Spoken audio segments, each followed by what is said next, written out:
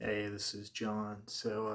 Recently I did read Animal Farm again in German, and so it gave me the idea to talk about this because, first, it is an interesting book, and people have traditionally come to believe, apparently, that it's, making a point about socialism doesn't work because it can lead to more oppressive regimes that are worse than the ones that they replaced, right? And my point is ultimately that, without even necessarily endorsing socialism, just saying that what Orwell is really trying to do here is criticize Stalinism for its repressive regimes and the inherent power struggles there, rather than saying that socialism rests on this weak foundation of faux inequality that it purports to advocate for, right? And if you've been on the internet for too long and haven't read enough about the topic, then you'll probably find it very difficult to imagine, oh, what could actually be the differences between these two things? Because uh, it is such a misunderstood topic, it seems to me. So that's what I want to talk about today. And I do think that this book is a great starting point for kind of understanding some of those differences.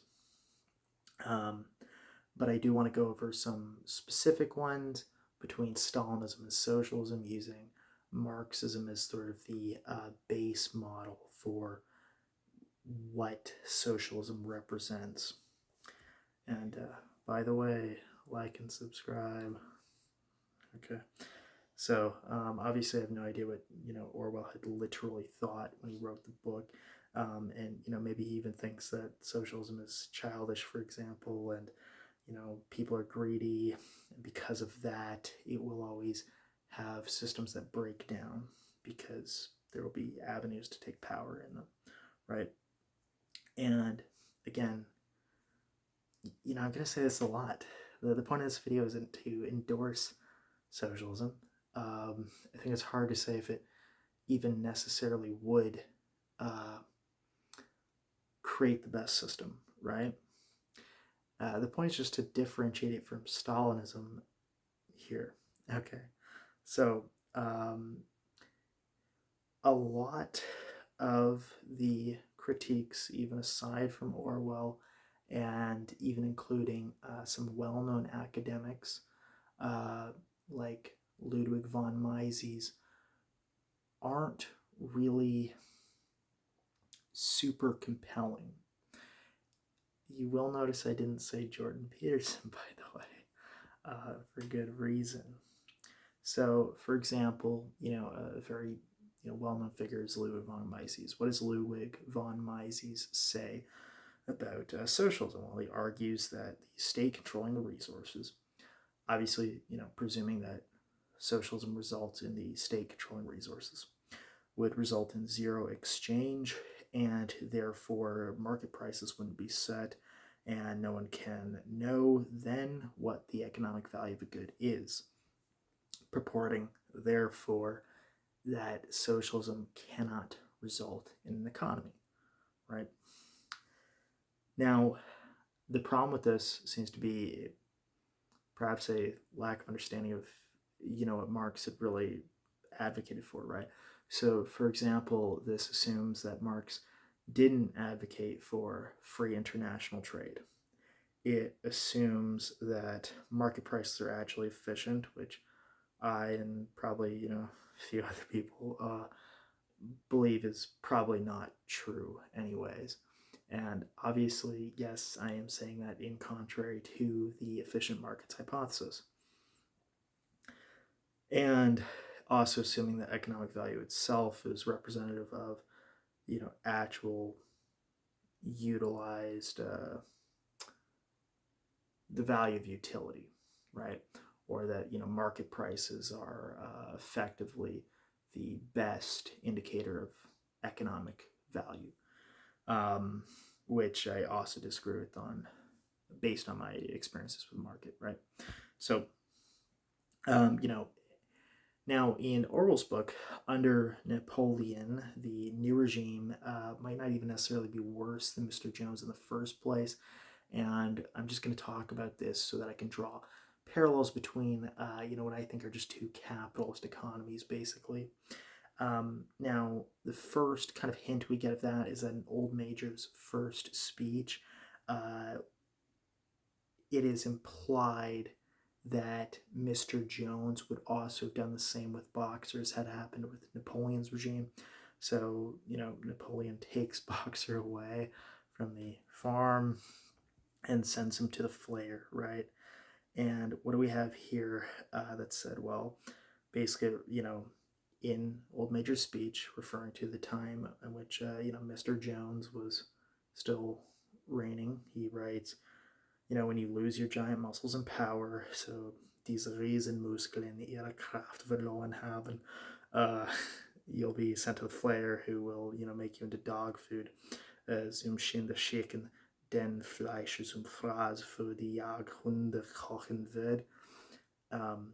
Yeah. And then there was the execution at the assembly, the animal state, the flow of blood, Blutvergießen, was not any less minder terrible than in the old days, den alten Zeiten, but because it happened in their circle, in ihrem eigenen Kreise geschah, it seemed more frightening, weit furchtbar. So, I guess I would also add erschien to that, like it seemed or appeared to be. So, the point is that a lot of the events that had occurred under Napoleon's regime were implied to be the same under Mr. Jones. And I just read some German here, but again, I didn't read the English version this time, so, Anyways, the book does make some other really good points, though, with respect to social commentary. The most important with respect to the argument just made was that the animals themselves are very forgetful, and this, inhibits their ability to keep track of the change of events, and that, conditions have gotten worse, and maybe to compare it to the time when Mr. Jones had ownership of the farm. So that does kind of put some wrinkle into the interpretation that, well, maybe the two regimes are actually just very similar. But the point is just to draw similarities between them, as Napoleon and Mr. Jones are both operating as capitalists effectively, right? And in general, the problems with the farm under the new socialist regime, so to speak, are not actually due to socialism. They are due to the takeover of Napoleon and the imposition of capitalist ideals, meaning that he is taking, say, the surplus value of his presumed subordinates for himself. And that's kind of the modus operandi that he operates from, and it's no different from the other farmers, right, who are creating oppressive regimes as well. So, and prior to Snowball's death, in contrast, we see that everything was great and it was getting better and blah, blah, blah, right? And so this is all to say that the book isn't really critiquing socialism, it's critiquing power struggles, and those are two different things.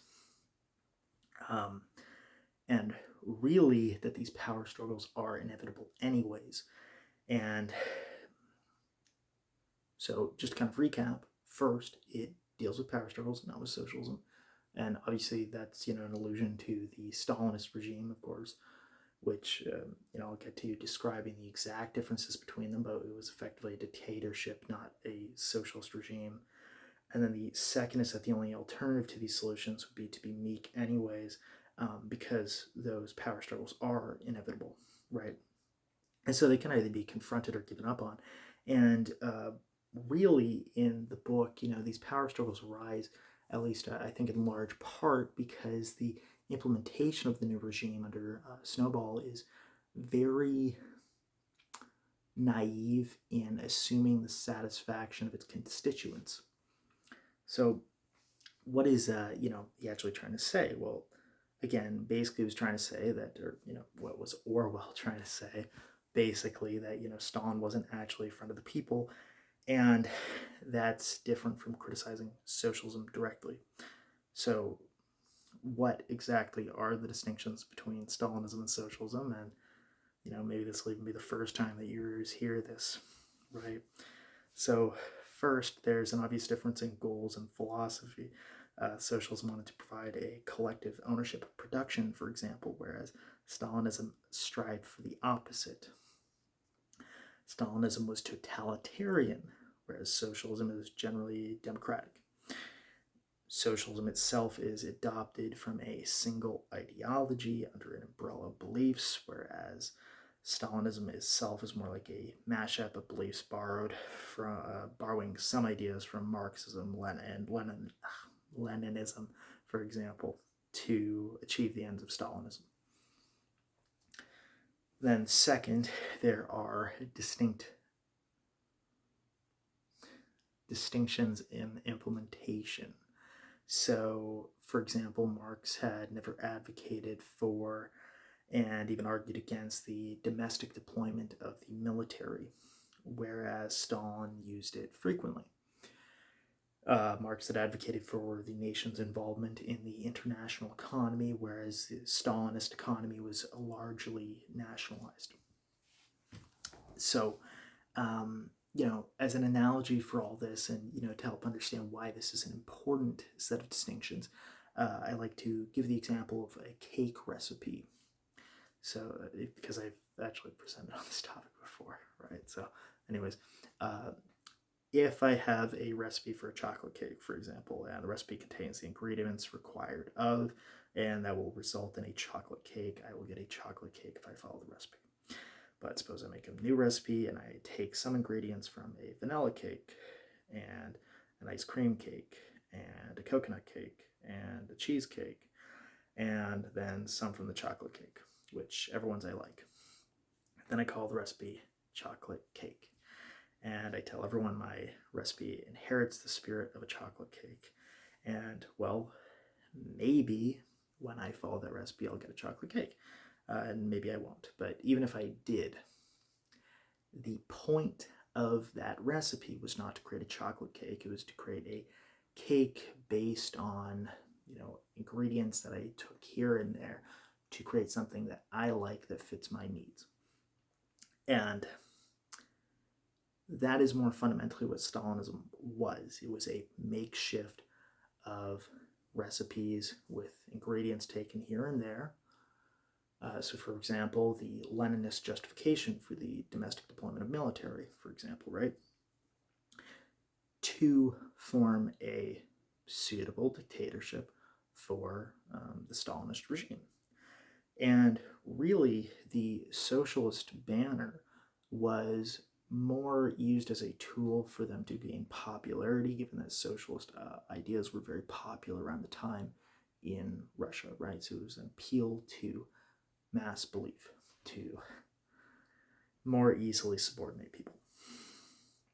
So, anyways, it should be very clear to people who have actually spent some time reading about these things that it's not literally just a simple matter of criticizing an enforced pseudo belief in equality, which is dictatorial anyways, not socialist. And now you have some specific points to say why and how those differ and matter. And again, just to reiterate, I am not even supporting the socialist ideas. I'm just differentiating them from Stalinism, right? And it has seemed to me for at least the past 10 years that no one in the public sphere has had any idea what they are talking about with respect to this issue. So, for example, I think it's gone past a lot of people that Das Kapital is literally about 3,000 pages long. And so I think that has a lot to do with why it's so misunderstood, because no one's actually reading it, right? That's a big chunk of time. Okay. Anyways, I hope you enjoyed this, and I'll see you again sometime soon.